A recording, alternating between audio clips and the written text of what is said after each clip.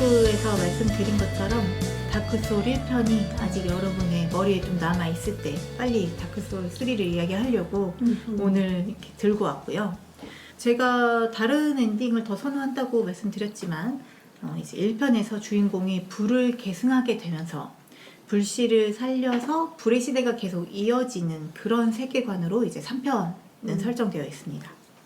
1편의 주인공 이후에도 불은 타올랐다가 사그라들기 마련이니까 계속 다른 인간들이 또 불을 계승하고 이런 식으로 하면서 세계가 유지되고 있었던 것 같아요. 그런데 이 불의 계승이 어떻게 이루어지는 거냐, 불을 계승하면 어떻게 불이 되살아나느냐 궁금하시죠? 네. 궁금하지 않을 수도 있지만 궁금합니다. 제가 3편 이야기할 때 하려고 사실 일부러 1편 엔딩 이야기를 이미 자세하게 그때부터 제가 설계해놨어요. 계획적이야. 이게 1편 엔딩에서 딱 불꽃을 계승한 자 엔딩을 보게 되잖아요. 그러면 이제 화투불 앞에 있는 주인공의 손끝부터 불꽃이 타오르기 시작하면서 그 주인공의 전신에 불이 붙습니다. 그리고 엄청 커다란 불씨가 이렇게 확 살아나면서 끝이 나요.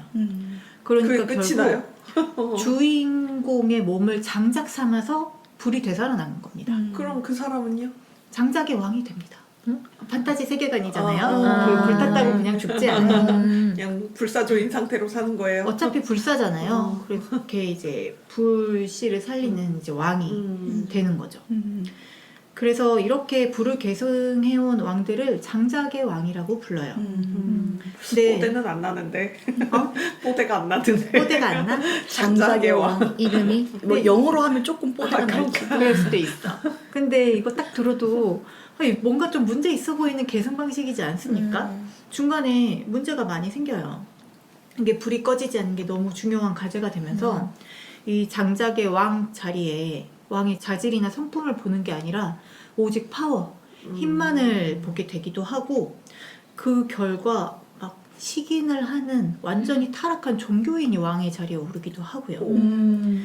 그런데 이렇게까지 무리해서 계속 계승을 해왔지만 결국은 또 불이 꺼져가는 겁니다. 엎친 데 덮친 격으로 이렇게 이제 불을 계승할 왕의 자질을 가진 사람들을 배출해내던 왕가가 있는데 그 왕가의 왕자가 왕이 되길 거부하는 상황이야. 그러면서 불을 계승할 사람도 없어 지금. 그래서 이제 궁여지책으로 이미 죽어버렸던, 이미 땅에 묻혀있던 선대 장작의 왕들 중에 5을 되살린 다음에 그 힘을 모아서 불을 되살리려고 했는데 5명 살려놨더니 1명 빼고 다 도망가 버렸어.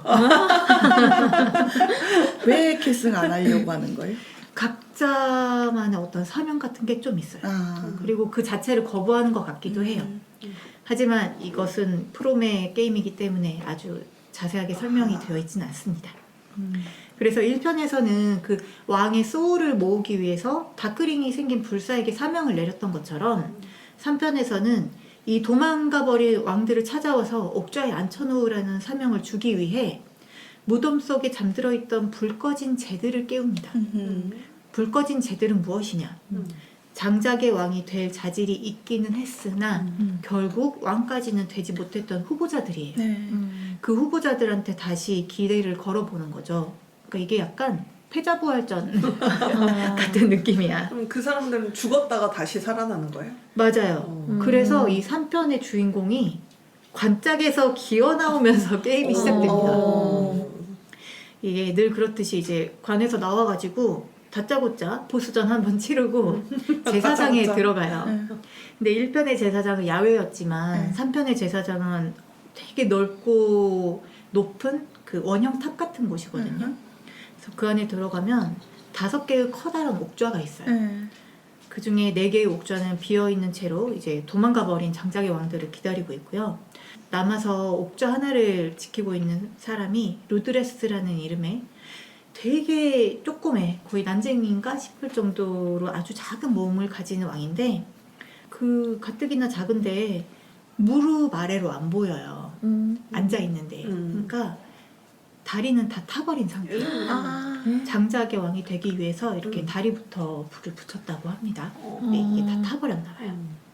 그리고 이제 비어있는 옥좌들은 옥좌마다 이름이 있어요. 신을 먹는 자 엘드리치 뭐 이런 식으로 다 이름이 써져 있어서 우리는 걔네를 데려와야 돼. 근데 걔네는 이미 한번 도망간 애들이잖아요. 이렇게 만나서 돌아오시죠 한들 돌아올 리가 없죠. 우리가 해야 되는 일은 결국 걔네를 찾아서 죽여서 장작만 들고 오는 겁니다. 죽여서? 네. 그럼 그걸 죽이면 장작이 나와요? 장작을 얻을 수 있어요. 아니 되살리고 다시 죽이다니 그러니까. 너무하다. 잔인하다. 이 세계가 그런 곳입니다. 역시 다크하다. 그래서 이 이후의 게임 진행은 이제 1편이랑 비슷해요. 장작의 왕들을 찾아가는 여정이고 그 사이에 이제 필드에는 수많은 잡몹이 있고 또 그 왕들에게 가는 길을 막고 있는 다른 보스들이 있어서 걔네랑도 싸워야 되고 또 각자 나름의 사명을 가지고 있는 NPC들도 만나야 합니다. 근데 그 여정에서 다크소울 1편과 2편에 나왔던 지역이나 NPC들의 흔적이 발견되는데 아주 오랜 시간이 지났기 때문에 NPC들은 죽은 시체로 발견되기도 하고요. 지역이 완전히 변형되어서 좀 지난 시리즈를 했던 사람들은 그 이상해진 공간을 보면서 되게 아련함을 느끼기도 그러겠다. 하고 좀 그런 게 있어요. 이 다크소울 3가 2016년에 발매됐었고요. 제가 거의 발매되자마자 사서 했었었는데 사실 그때는 엔딩을 못 보고 중간에 제가 접었습니다. 그러다 1년 후에 엔딩을 봤는데 왜 그랬는지는 이따 이야기해 드리고요. 일단 엔딩 보고 나서 막 회차도 돌기는 했는데 이게 블러드본만큼 자주 하진 않았어요 제가. 그래서 이번에 진짜 오랜만에 거의 2018년 이후로 처음 했던 것 같아요. 그러니까 진짜 오랜만에 하는데 너무 새롭고 재밌는 거예요. 3는 리마스터판이 아니죠? 네, 3는 플스 4판이어가지고 제가 플스 4 때 그 CD로 샀고 그 CD를 그냥 넣어서 플스 5에서 다시 한 거예요. 다시 하니까 너무 재밌는데 그렇다고 재밌기만 했겠냐. 그럴 리가 없지. 오히려 초반은 괜찮아요. 네. 초반은 나도 약하지만 몹들도 약하고 뭐 그렇게 빡센 느낌이 좀 아니거든요. 그냥 역시 소울류는 이렇지 하면서 좀 진행을 하게 되는데 이게 뒤로 가면서 점점 너무 애들이 강하고 아프고 지역도 막 거지 같고 좀만 걸어가도 독 걸리고 막 죽겠는데 그래도 내가 강해지고 있잖아요. 그 수많은 다른 불사들의 소울을 흡수하면서 나는 계속 강해졌어. 그리고 좋은 무기를 강화도 했어. 아이템도 있어. 그럼 좀 쉬워져야 되잖아. 맞아. 정말 귀신같이 딱 그 레벨에 맞춰서 지옥 같은 필드가 또 펼쳐집니다. 제가 1편에서 마음 꺾인 기사 이야기했던 거 기억나십니까? 그 제사장에 그렇게 항상 마음 꺾여가지고 막 비관적인 말만 내뱉는 캐릭터 있다고. 네네. 이 3편에도 딱 그 마음 꺾인 기사가 또 그 제사장에 있어요. 근데 그 제가 사람은 죽지도 않아요? 다른 마음 꺾인 기사죠. 그렇군요. 본인 인물이 아닙니다. 근데 제가 이번에 이 3편을 하면서 깨달았어요. 이 마음 꺾인 기사는 나다. 정말 마음이 꺾입니다. 인생을 배우고 또 배우면서. 아니 진짜 이게 단순히 어렵다, 빡친다, 뭐 재미있다 없다 이걸 떠나서 마음이 꺾여. 이 마음이 꺾인 기사가 왜 마음이 꺾인 기사가 되는지 너무너무 잘 알 것 같아. 중꺾마가 이렇게 나오니까. 하지만 저는 이제 게임을 중간에 끊을 수 없는 불사의 사명을 가지고 있으므로 이제 계속 해야 되는 거예요. 빡치고 마음이 꺾여도. 근데 뭐 다크소울 1편도 재밌었지만 제가 보스들이 좀 호구라고 했잖아요. 3편이 보스들이 훨씬 뭔가 다채롭기도 하고 되게 매력이 있어요. 설정도 매력 있고 그런데 그래서 오늘 좀 몇몇 보스들을 소개를 시켜드리려고 하는데 먼저 되게 초반에 만나게 되는 심연의 감시자들이라는 보스가 있습니다. 그 선대 장작의 왕들 중에서 제일 먼저 잡을 수 있는 보스인데 이름이 심연의 감시자들, 복수형이잖아요. 네. 이 심연의 감시자들은 1편 이야기에서 이제 소개드렸던 심연의 사냥꾼 아르토리우스의 정신을 계승해서 이름 그대로 심연을 이렇게 감시하고 견제하고 사냥하는 그런 사명을 가지고 있는 조직이에요. 그런데 심연의 감시자들 필드에 딱 들어가면 바닥에 시체가 잔뜩 널려 있어요. 근데 모두가 그 심연의 감시자들 복장을 하고 있고요. 그 가운데서 두 명의 이제 감시자가 서로 싸우고 있습니다. 그러다가 다른 한 명이 상대를 칼로 찔러서 이제 그 감시자는 쓰러지고 어허. 최후의 1인이 남아요. 음. 그게 이제 사실 불이 꺼져가면서 이 세계는 이미 좀 망조가 들었어요. 다 엉망진창이야.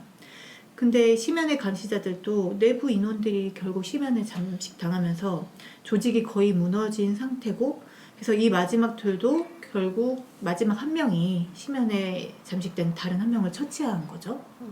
그리고 그때 마침 주인공이 등장을 했기 때문에 이제 저 불 꺼진 쟤와 그 마지막 심연의 감시자가 서로 싸웁니다. 싸우고 있는데 그 다른 시체 하나가 일어나가지고 저한테 오는 거예요. 그래서 오잉? 갑자기 2대1로 싸워야 되는 거 그런 상황이야. 그래서 막 싸우고 있는데 아까 쓰러진 애 있죠. 최후의 둘 중에 한 명. 죽은 애. 걔도 일어나. 뭐지? 근데 걔는 나만 공격하는 게 아니라 다른 감시자들도 공격을 하는 거예요. 어. 그래서 걔는 막 아무나 다 공격하는 거야. 그래서 되게 개판이 상황이 돼요. 근데 그래도 다행히 얘네가 막 엄청 강력한 보스는 아니고 특히 얘가 나 말고 다른 애도 공격을 해주니까 이렇게 막 잘 굴러다니고 도망다니고 해가지고 결국은 잡았어. 그래서 그래도 좀 쉽다. 아마 소울리로 좀 해봤던 사람들은 1대 잡기도 했을 거야. 그래서 저도 오 할만하다 막 이랬는데, 자, 이 다크소울 3에서는요 이상하게 보스가 되게 쉽게 잡힌다. 무조건 2페이지가 있습니다. 어쩐지. 쓰러졌잖아요. 걔는 누웠어. 근데 안심? 아까 그 필드에 수많은 심연의 감시자들 시체가 있다고 했죠. 싫어. 거기서 그 최후의 1인이 딱 쓰러지고 나면 그 시체들에서 뭔가 이렇게 막 피와 소울이 막 흘러나와서 그 최후의 1인의 몸에 스며들고 결국 그들 모두의 힘을 얻은 감시자가 다시 되살아나서 훨씬 강해진 상태로 2페이지 전투를 치르게 됩니다. 근데 잡기 어렵다거나 뭐 그런 걸 둘째 치고 그들이 막 서로를 공격하는 모습이나 또 그 시체들이 편히 잠들지 못하고 있다가 결국 최후의 1인에게 응집하는 모습, 막 이런 것들. 또 사실 아까 말한 그 제사장에 있는 마음이 꺾인 기사 있죠. 걔가 원래 이 조직에 있었는데 도망쳐버린 탈주병이야. 그래서 걔가 그 되게 씁쓸하게 내뱉던 이 조직에 대한 말들, 이런 것 때문에 엄청 처연함이 느껴지는 그런 보스예요. 그래서 되게 매력 있는 보스 중에 하나고, 또 이렇게 이제 심연의 감시자도 결국 잡고 또 막 다른 보스들을 잡아 나가다 보면 1편에서 이야기 드렸던 그 왕들의 도시 아노르론도가 있었잖아요. 제가 딱 들어가는 순간 따뜻한 금색으로 빛나고 되게 멋있는 웅장한 곳이다라고 말씀드렸었는데 거기를 다시 가게 돼요. 그런데 그 따뜻한 금색으로 빛나던 그곳이 이제는 굉장히 차갑게 변해 있습니다. 일단 색깔도 엄청 창백한 그런 색이고 곳곳에 눈이 쌓여 있고요. 건물 안으로 들어가 보면 여기저기 막 부서져 있기도 하고 까만 타르 같은 것들이 막 덕지덕지 널려 있어요. 사람들은 살고 있어요. 그 안에는 예전에는 기사들이 있었었는데 이제는 주교들이 있습니다. 여기서 만나게 되는 보스가 엘드리치라는 이름의 보스고, 제가 아까 어떤 타락한 종교인, 식인까지 했던 종교인을 말씀드렸잖아요. 그 보스가 그 엘드리치예요. 그래서 그 보스는 원래 그 성직자였기 때문에 그곳을 지키고 있는 것도 주교들입니다. 이렇게 눈이 빨갛게 변해서 망자화된 그런 주교들이에요. 엘드리치는 설정상으로 가장 악질적인 보스예요. 식인이라고 했잖아요. 그 게임 막 시작하자마자 나오는 인트로 영상에서 사실 그 장작의 왕들을 보여주거든요. 그 장작의 왕들이 관에서 나오는 모습을 보여주는데 뭐 다른 왕들은 좀 평범한데 이 엘드리치는 관 위로 무슨 타르 덩어리 같은 게 막 꿀렁꿀렁 나와요. 엄청 징그러. 그리고 실제로 보스방에서 만난 엘드리치는 그 꿀렁거리는 까만 그 타르 같은 덩어리 같은 몸에 그 위에 이제 인간의 상반신이 있거든요. 그래서 윗부분은 그래도 인간인가 싶은데 자세히 가서 보면 그 상반신이 1편에서 아노르 론도를 지키고 있던 보스인 그윈의 둘째 아들 그윈돌린의 모습인 거예요. 엘드리치 만나기 전에 잡게 되는 그 버방 설리번이라는 보스가 있는데 그 보스를 잡고 얻게 된 소울의 설명을 보면 버방 설리번은 옛 왕가의 주신을 패성당에 유폐했으며 기어이 신을 먹는 자에게 대접했다고 한다. 이런 문구가 써 있어요. 처음에 이 설명만 봤을 땐 정확하지 않은데 그 다음에 엘드리치를 만나는 거잖아요. 그래서 그 외관을 딱 보면 아, 그 윈돌린을 먹었구나 얘가. 그걸 알 수가 있습니다. 근데 공격을 하고 이렇게 싸울 때 보면은 이제 기술들을 쓰잖아요. 근데 그 기술들이 또 막 1편에 나왔었던 다른 예전 보스들 기술을 막 써. 먹었던 기술들, 그러니까 사람들의 기술을 쓸 수 있는 거예요. 얘가 그윈돌린뿐만 아니라 다른 애들 또 다 잡아먹었구나 이런 추측을 할 수 있고 외모보다는 이제 이런 설정을 이해했을 때 느껴지는 그 혐오감 같은 게 좀 있죠. 얘네는 장작의 왕이니까 엔딩을 보기 위해서 필수적으로 잡아야 되는 보스예요. 근데 또 다른 보스들, 그러니까 필수가 아닌 챌린지 보스들도 있거든요. 근데 이제 제가 중간에 이 게임을 접었던 이유가 등장합니다.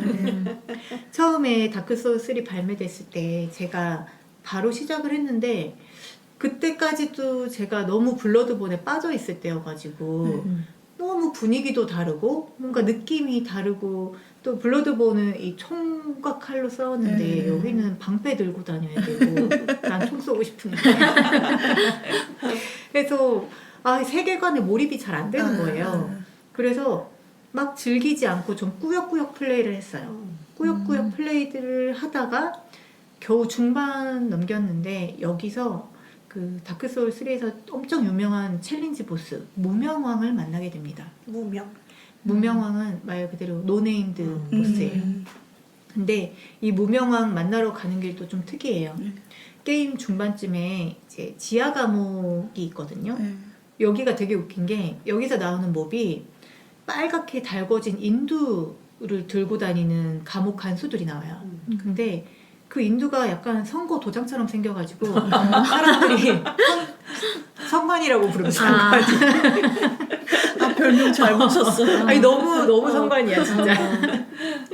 근데 얘네는 나를 만약에 발견하면 그때 이렇게 뭔가 기술을 쓰면서 이렇게 빨갛게 변하는데 저를 계속 보고 있잖아요.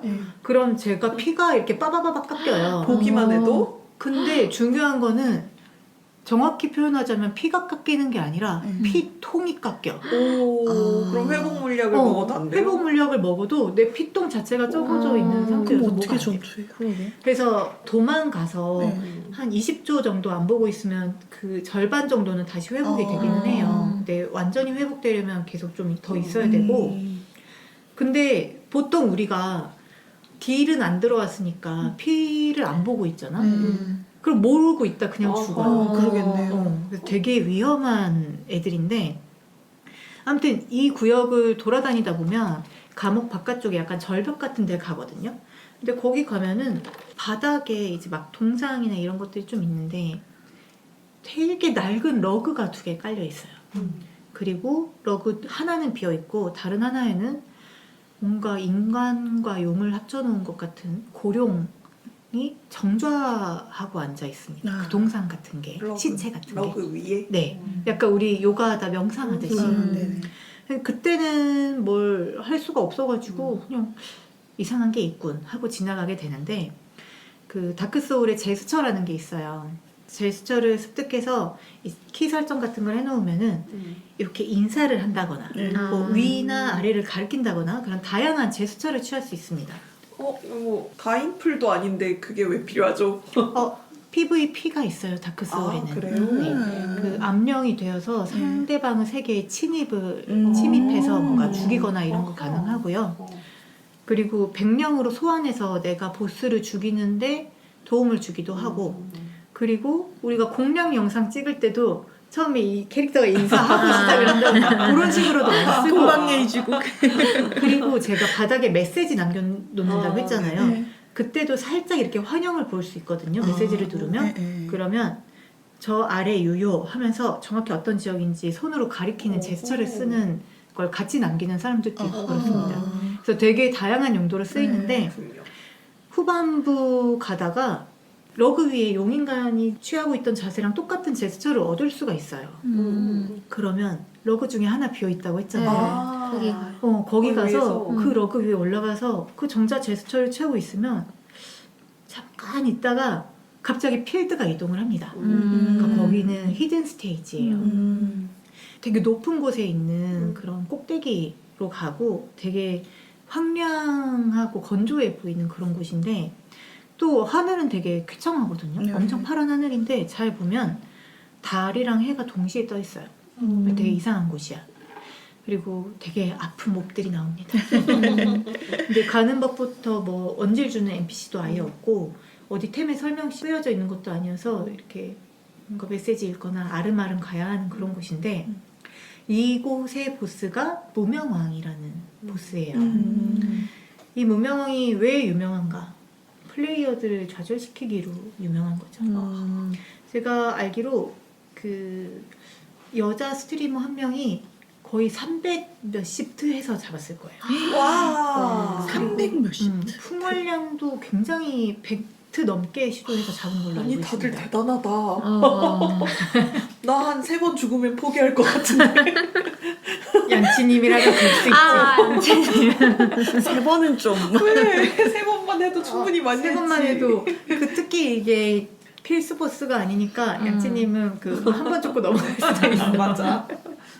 그런데 무명왕이라고 했잖아요. 나중에 이런저런 설명들을 조합해서 추측을 해보면 태양왕 그윈의 아까 둘째 아들 그윈돌린이 잡아먹혔다고 했잖아요. 딸들도 여기저기 나오기도 하거든요. 근데 첫째 아들은 이름도 안 나오고 그냥 그 집 나갔다 이런 식으로 묘사가 돼요. 근데 나중에 막 추측해보면 얘가 걘 것 그런 것 같아. 같네. 그리고 그윈이 원래 불의 세계를 열기 위해 고룡과 싸웠고 결국 이겨서 불의 시대를 열었다고 했잖아요. 근데 고룡들이 패배하긴 했지만 완전히 멸종한 건 아니에요. 원래 용이 되게 많이 나와요. 그리고 이 고룡들은 살고 있는데 아마 무명왕은 고룡을 사냥하는 사람이었을 거예요. 근데 처음에는 사냥하다가 결국 이들에게 스며들게 된 거지. 그래서 그 왕자의 지위도 버려버리고 그냥 여기서 이들과 살고 있었던 것 같아요. 그래서 이 무명왕이 등장부터 심상치 않은데 필드에 딱 들어가면 저기 멀리 하늘에서 용을 타고 날라옵니다. 진짜 그 집채만큼 큰 용 위에 있어요. 그럼 우리는 용을 공격할 수도 있고 무명왕을 공격을 할 수도 있기는 한데 용은 막 불 쏴대고 발로 찍고 난리지 무명왕은 그 위에서 창으로 벼락 날리고 찍고 막 엉망진창이야. 졸라 힘들어. 근데 그래도 막 이리 구르고 저리 구르고 한 대 때리고 도망가고 막 해가지고 용을 잡았어. 그 용이 딱 쓰러졌어요. 그러면서 컷신이 나오는데 바닥으로 내려온 무명왕이 이 쓰러진 용한테 다가가더니 칼 딱 꽂아가지고 직접 숨통을 끊고요. 바로 무명왕과의 2차전이 시작됩니다. 근데 무명왕 엄청 어려워. 뭐랄까 이게 박자가 정박이면 구르고 이렇게 되지만 박자가 엇박이에요. 구르면 맞아요. 구르고 잠깐 타이밍 봐서 다시 구르고 이 구르는 타이밍을 봐야 피할 수 있고 그리고 방패로 막아도 이제 나중에 근력을 되게 많이 올려서 대방패 뭐 이런 걸 들지 않는 이상 막아도 이제 피가 좀 깎이고 스태미나 깎이고요. 그리고 멀리서 돌진해 오는 기술 쓰고 가까이에 있을 때는 막 사면타 쓰고 하니까 진짜 어려워요. 근데 무명왕이랑 싸우다 실패했다. 용부터 또 잡아야 돼. 그게 너무 힘든 거예요. 근데 변태 게임이다. 변태 게임. 아니야. 변태 게임 아니야. 아니기는 뭐가 아니에요. 아니야 진짜로. 근데 이 무명왕 할 때 제가 너무 이 페이지를 넘어가긴 하는데 이 페이지 너무 힘든 거야. 무명왕이랑 싸우는 게. 그래서 검색을 좀 했더니 아 내가 레벨이 좀 안 되더라고. 그 무명왕이랑 아직 싸울 짬이 아니야. 그러면 소울 노가다를 해서 랩업을 좀 더 하고 와야 되는데 그때 제가 세계관에 몰입도 안 돼서 막 꾸역꾸역 하고 있다고 했잖아요. 소울 노가다를 죽어도 하기가 싫은 거야. 그럼 어떻게 하셨어요? 그래서 거기서 거기서 멈춘 그냥 거죠. 놔버렸어. 예전에. 그냥 놔버리고 잊어버리고 있다가 1년 지나가지고 다른 사람이 플레이하는 영상 같은 걸 봤는데 내가 안 가본 필드를 하고 있었더라고요. 근데 대서고라는 이름의 장소고 그 성 안에 있는 커다란 도서관이에요. 근데 그 장소 자체가 너무 멋있는 거예요. 가고 싶어. 도서관이라는 이름만 도서관 들어도 가고 싶어. 그렇죠. 저희 여행 가면 막 도서관 가야 돼. 도서관. 아니 나는 가고 싶지만 굳이 캐릭터를 보내고 싶은 거. 아니야 가고 싶어. 왜 캐릭터가 간다고 생각하죠? 내가 가는 거예요. 몰입하세요. 이런. 근데 거기가 너무 변태들이. 아니야. 근데 진짜 그 장소 자체로도 매력이 있어 보이는데 더 뭔가 좀 매력을 느꼈던 게 일단 그 대서고에 현자라는 그 몹들이 그러니까 되게 로브 같은 걸 입고 촛대를 들고 이렇게 돌아다니는 몹들이 있어요. 근데 머리가 조금 이상해. 뭔가 이상하게 생겼어. 그리고 이제 대서고잖아요. 벽이 다 책들이 빡빡하게 꽂혀진 책장들이 있을 거 아니에요. 근데 그 앞을 지나가면 갑자기 책에서 엄청 하얗고 빼짝 마른 좀 투명한 손들이 막 튀어나와요. 근데 그 손에 닿으면 제가 저주 수치가 이제 막 올라가기 시작합니다.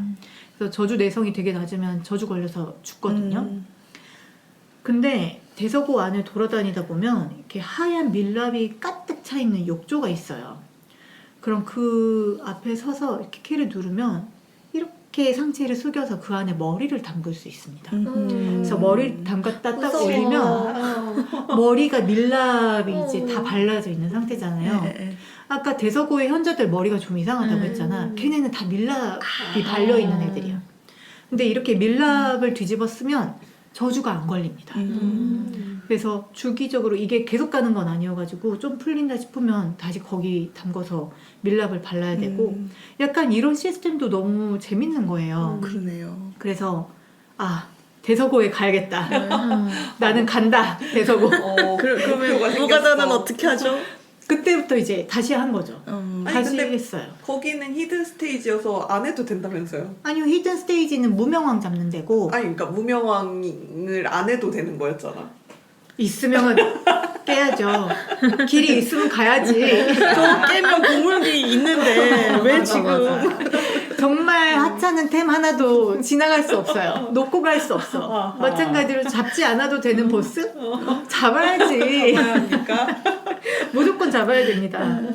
그래서 이 대서고에 혹해가지고 근데 대서고는 되게 후반부 지역이거든요. 그래서 결국 또 그때 마침 DLC도 다 나와 있는 상태여가지고 DLC까지 다 하고 엔딩 봤어요. 그래서 그게 2017년에 한 거고 이제 엔딩이 3가지 있는데 제가 까먹고 있다가 이번에 다시 하면서 보니까 제가 안 본 엔딩이 하나 있더라고요. 제가 1편에서 그 어둠의 왕 엔딩을 더 선호한다고 했잖아요. 그 어둠의 왕 엔딩이랑 되게 결이 비슷한 불의 찬탈자라는 엔딩이 있어요. 그래서 이번에 플레이할 때는 그쪽으로 공략을 해서 했는데 제가 예전에 이쪽 루트를 안 탄 이유가 있어. 좀 소름 끼쳐. 왜요? 뭐가? 먼저 네. 많은 NPC를 만나는데 네. 그 중에 론돌이라는 망자들의 왕국 출신 NPC들을 만나요. 근데 얘네는 자꾸 너니만의 힘이 있어. 내가 그 어둠의 힘을 이끌어내 줄게. 막 사이비 이런 같은 소리를. 그러니까. 근데 만약에 어둠의 힘을 이끌어내 달라고 하면은 네. 얘가 무료로 랩업을 시켜줍니다. 랩업을 무료일 1렙을 리가 없을 텐데. 그치. 그렇죠. 네. 근데 나중에는 랩업하는데 돈이 되게 많이 들어서 개꿀인데 우와. 근데 엄마의- 랩업을 한번 할 때마다 네. 나한테 어두운 구멍이라는 게 생겨. 그래서 얘한테 5번까지 랩업을 받으면 얘는 저는 사명을 다했습니다 하고 죽고 저는 오랩이 공짜로 올라간 대신 외모가 망자의 외모가 됩니다. 그리고 그 죽은 애의 사명을 이어받는 다른 NPC가 나와요. 그리고 걔는 망자들의 왕이 되십시오. 우리 어둠의 왕이시여. 막 이러고 나를 찬양해.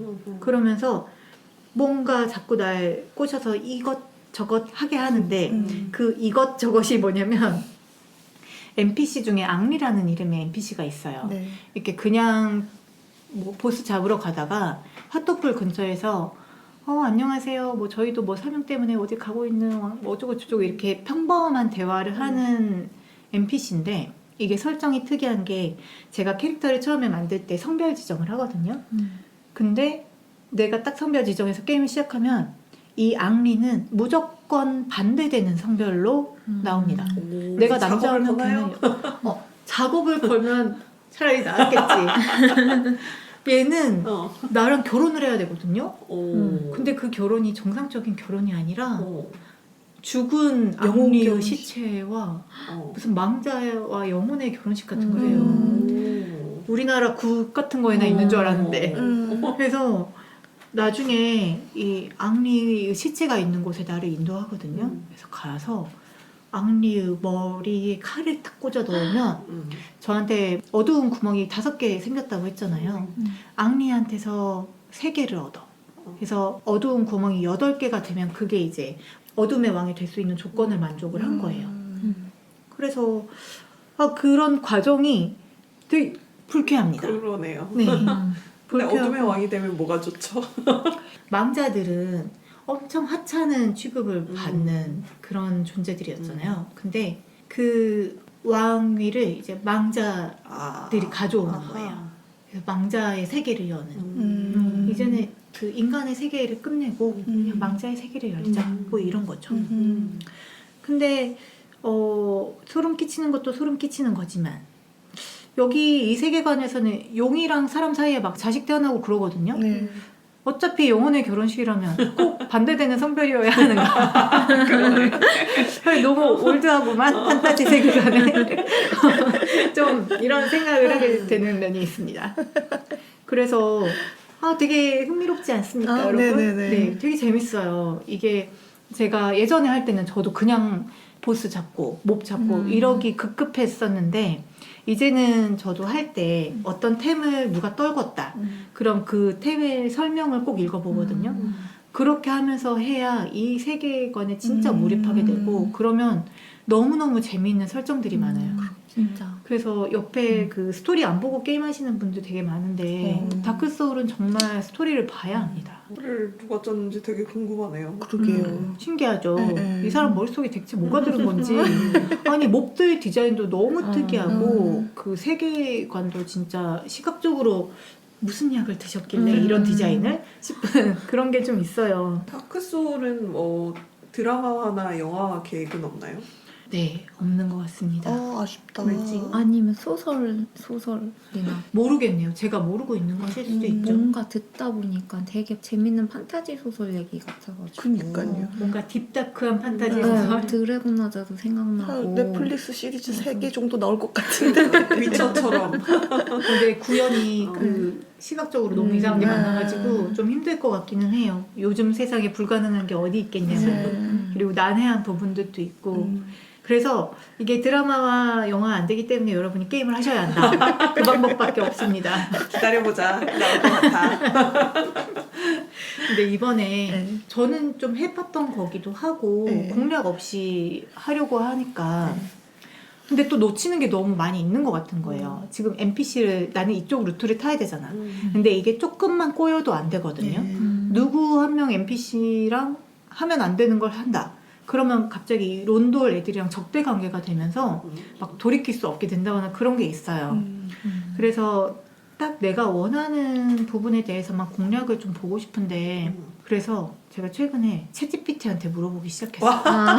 그런 것도 해줘요? 네네. 와. 무료 버전인데 그것도 돼요? 그럼요. 그럼요? 제가 여러분한테 얘가 다크소울 이야기 자꾸 물어봤더니 말 끝에 이제 질다크 막 이런 글이 쓴다고 했잖아요. 그래서 내가 지금 이거 보스를 잡아야 되는데 얘 약점은 뭐야? 막 물어보면은 제법 답변을 해줍니다. 맞는 답변이에요? 출혈 변질된 검을 써서 하면은 쉽게 잡을 수 있고 막 이런데 그 이벤트 진행하는데 얘 믿고 했다가 된통 당해가지고 그러니까 잘못된 게 있을 수 하나 있어. 망쳤어요. 하나 망쳐가지고 내가 진짜 이를 부득부득 깔면서 유료로 하는. 추궁했을 때 뭐라고 하던가요? 추궁하지 않았나요? 추궁하잖아요. 그럼 맞아, 너 정확히 알고 있구나라고 하면서 마치 자기는 잘못 말해준 적이 없는 것처럼 정말 얄밉지. 해가지고 아니 근데 뻔뻔하다. 엄청 뻔뻔하고요. 거짓말 너무 잘하고. 근데 이게 미묘하게 맞는 답변 안 맞아. 맞는 답변 섞여 있어가지고 아, 진짜 어렵습니다.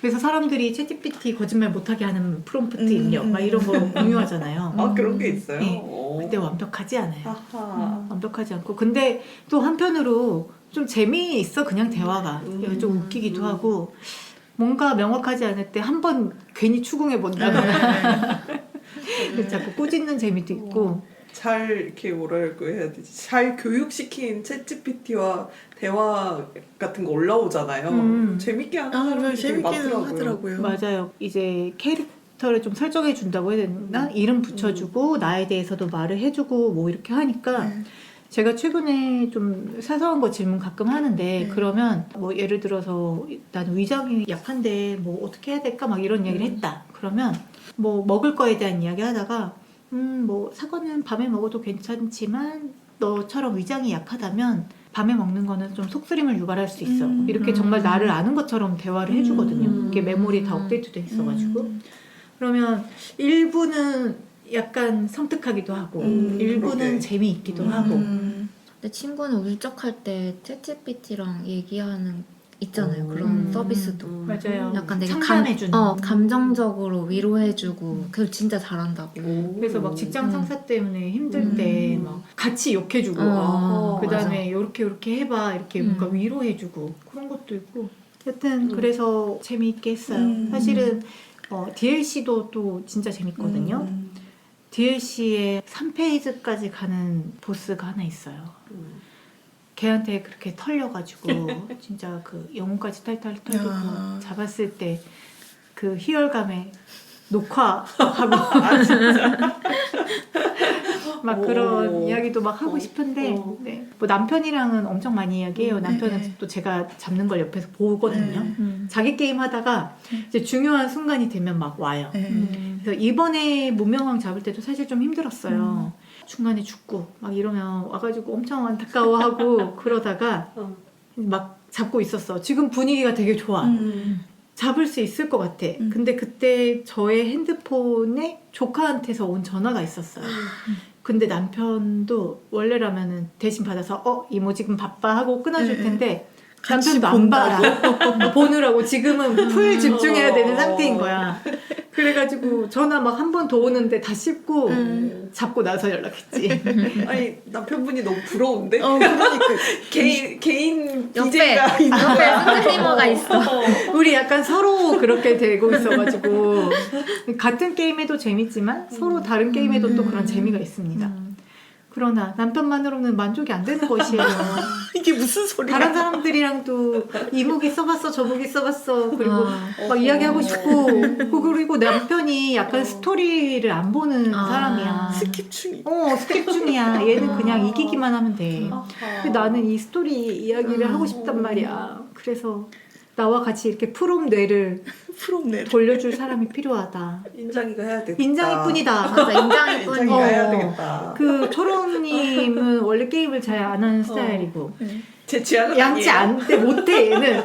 나 진짜 오늘 양치님이 하는 그 리몰드. 하는 거 보고 싶고 아까 솔직히 다크소울 하는 거 보고 싶어서 보고 싶어. 미순수 시청자. 난 보는 게 좋아. 그래서 인장이가 해야 됩니다. 오늘도 느꼈어요. 뭐예요? 한 7분 듣다가 아니다. 왜 아니에요? 꺾이지 않는 마음 같은 소리 하고 있다. 들으면서 벌써 꺾였어? 이미 지금 탈탈 털렸어. 해줘 한 번만 해봐요. 다음에 우리 네. 집에 왔을 때 한번 맛보기라도 하자. 그러자. 그러면은 뭔가 빠져들어서 한번 집에 들어가고 다시 나오는 일이 없는. 볼 때까지 우리 나가네. 지방령이 돼서. 궁금한 게 있는데 그럼 다크소울 2는 완전 별개의 스토리예요? 근데 제가 아까 다크소울 2의 흔적도 조금씩 보인다고 했잖아요. 그러니까 약간 외전 같은 느낌이 있기는 한데 완전 동떨어진 세계는 아니어가지고 이제 2 하려고. 그러면 다음번에는 투 이야기 하시는 거예요? 근데 제가 2를 원래 하긴 했었는데 엔딩 안 본 건데 2를 하다 보면 좀 아쉬운 게 뭐냐면 블러드본도 그렇고 뭐 다크소울 1, 3도 그렇고 뭐가 있냐면 이 맵들이 다 엄청 유기적으로 연결이 돼 있어요. 그래서 그 엄청 탁 트인 전경을 볼 때가 있는데 뭔가 높은 곳에 올라가서 둘러보면 다른 지역들이 다 보입니다. 저기는 내가 갔던데 뭐 이렇게 보이는 거예요. 저기 저렇게 있고 저기 돌아가야 되는 곳인데 저쪽에 있구나. 멀리서 사실 이제 그래픽으로만 보이는 걸 텐데 꽤나 디테일함이 좀 살아 있고요. 그래서 그런 게 저한테는 굉장히 큰 매력 요소 중에 하나예요. 그리고 저희가 나중에 대서고를 가는 것도 초반에 그 로스릭 성의 약간 외곽에서 시작을 했다가 다른 지역에 가서 요런저런 보스를 잡고 나서 거기로 다시 소환된 다음에 잠겨있던 길이 좀 열리면서 대서고 쪽으로 진입을 할 수 있게 되는 그런 게 있거든요. 그래서 이 정도 사이즈로 봤던 맵이 사실은 그 뒤에 더 큰 공간이 숨겨져 있었다거나 근데 2가 그런 디테일이 떨어져요. 2는 그냥 우리가 흔히 게임에서 그냥 이 필드, 저 필드 그냥 이동하는 것처럼 좀 그런 유기성이 떨어져. 제작사랑 다 똑같은데 그쪽은 좀 다른. 그러니까 디렉터가 달라서 아마 그게 가장 큰 요소이지 않을까 싶기는 한데 그래도 3 하면은 이제 2에서 그 사다리 놔주는 NPC가 있는데 그 NPC가 시체로 발견된다거나 그래서 2의 흔적들도 3에 많이 있는 편이라 그래도 하면은 좋긴 하죠. 저희 남편은 2가 제일 재밌다고 했던 사람이니까 그래서 2는 언제 할지는 모르겠어요. 사실 지금은 이제 다른 거 하고 싶은 게 조금 쌓여있는 상태여가지고 다크소울 3 풀었으니까 이제 걔네들 좀 하다가 다시 땡길 때쯤에 한번 하게 되면은 그때 또 제가 파티에서 이야기를 풀어보겠습니다. 알겠습니다. 이어지는 73화 3부에서는 선인장이 소개하는 유튜브 최애의 최애 이야기가 계속됩니다.